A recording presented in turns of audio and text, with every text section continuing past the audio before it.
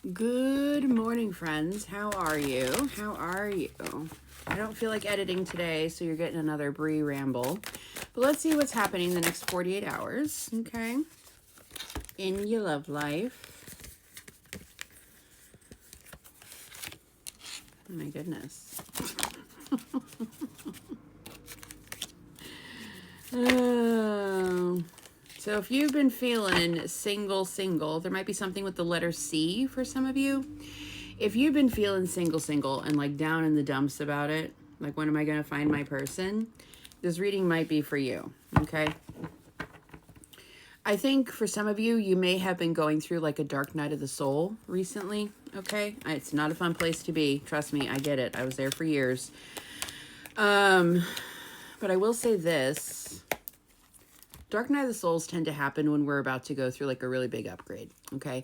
And so it feels like the whole world is crumbling around you, like your life is crumbling beneath your feet.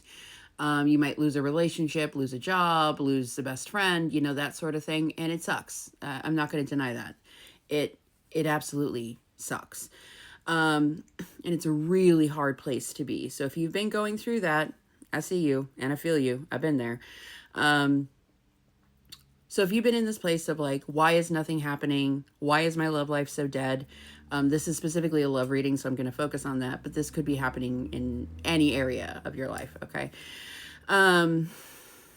There was a need for you to kind of, for all those distractions to fall away so that you could get back to yourself. And I know you probably want to throw your phone across the room as I say that. I get it.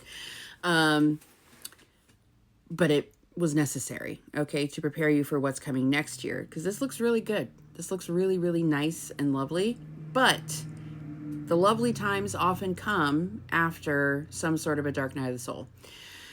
Especially if you're on the flame journey, that's just kind of how it works, because we have a lot to do while we're here. Okay, we're not a regular soul. We have an agenda. We have things to do, people to teach, you know, places to go, collective consciousness to expand, etc., etc. So, with that being said, I think that you were put on pause because you needed to do some inventory of your thoughts, your mindset, the things that you're telling yourself, your belief systems, and all of that. I was just meditating just now, and one of the I heard a song. I'm clairaudient. That's my main gift. And so I heard the song, the Lorax. Have you guys seen that trend? Let it grow. It was like that song. And so the vision that I had was of like an empress archetype. And she had, in the download that I got was, you have to sit still long enough for things to take root and grow around you, right? Even in traditional tarot, it's the empress seated on a chair. Typically she's pregnant and she's got animals and flowers, and she's usually wearing like a flower crown, right?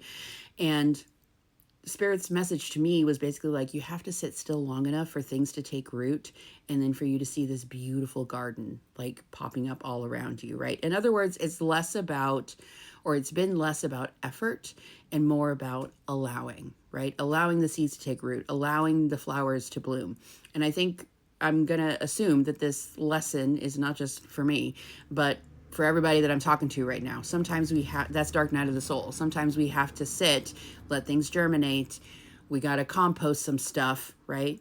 Eventually the seeds take root, and then beautiful, we're back in a bigger and better, beautiful garden, more beautiful garden than we had been in before, which we wouldn't have had the opportunity to do had the old garden not burned down with a tower, right? You feel me? Okay. I'm just saying, like, it's for a purpose. It's for a reason. Welcome to my TED Talk. But now that we're coming out of that, okay, we get love, the sweetheart card. Someone wants to show you romance. Someone is infatuated with you. This could be an ex. This could be somebody who wants you back. Okay. Now in the overall energy, we do have groom, cool with whatever, which is very interesting. It's like one person wants to push this really fast. I don't think it's you, now that you've gone through your Empress upgrade, you know.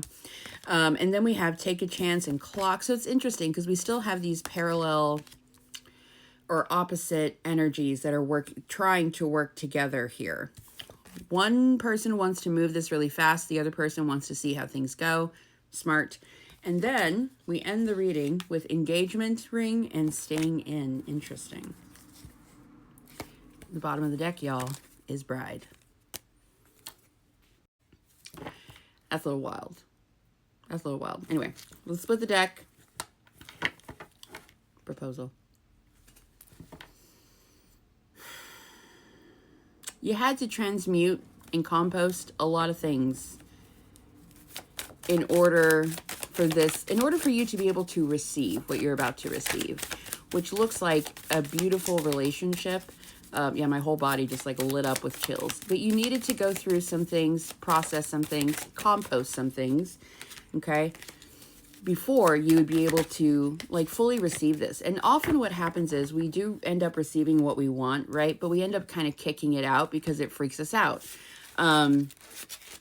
You know, you could be wanting love like your whole life, and then the right person finally happens and it might freak you out a little bit. And we tend to push it away because we don't feel worthy of it, or we feel like we're setting a trap for ourselves or something like that. And so there was a need to do the shadow work in order for you to be able to fully call this in for long term, not just for temporary, right? It's real easy to manifest quick money. It's really easy to manifest a reconciliation or a person back into your life. It's easy. It's not difficult.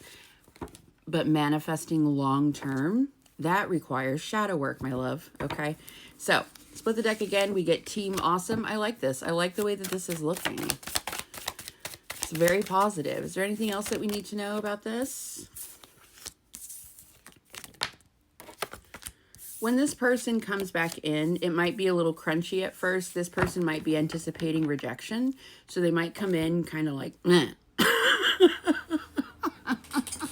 Sorry, not sorry, right? But underneath that, really, so when they first come in, it might be off-putting or crunchy. But just know that underneath that, this person is just terrified that you're going to reject them. And so they're trying not to be too vulnerable. But underneath everything, they want to really show you that they love you, okay? Or that they like you, that they're willing to put the work into this connection. I want to say this time. Really intense passion between the two of you. The bedroom times are going to be lit, okay? However, as ever, Spirit is like, girl, don't forget your spiritual practice once you start getting everything that you want, okay? Because the spiritual practice is how you keep things around. It's how you keep the things that you once longed for. Nobody tells you that in the manifesting game, but it's very true. So in the extended, I'm going to take a look at timelines. I'm going to try and figure out if this is indeed somebody from the past or somebody new. The answer might be different depending on who you are, because these are collective, but it's coming, y'all. Bottom of the deck is somebody is making a very bold move. Top of the deck is I like you. Someone likes you. Romance is blooming. Fun flirting. There's a desire to date here. Anyway, let me shut up. I'm going to go do the extended. Have a wonderful day.